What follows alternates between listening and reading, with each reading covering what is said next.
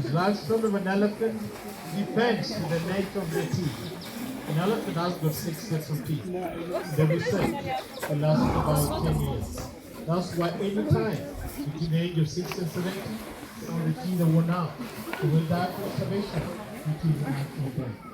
Elephants are taken activity at the age of between 10 to 15 years, starting with the females. The gestation period of an elephant is approximately 2 years, 22 to 24 months. Elephants will always stay in groups and families under the leadership of older females. By natural instinct, automatically become the leader of the main of the group. The boys will leave the families after maturity, which is about 15 years. But the females will stay together the most part of their lives.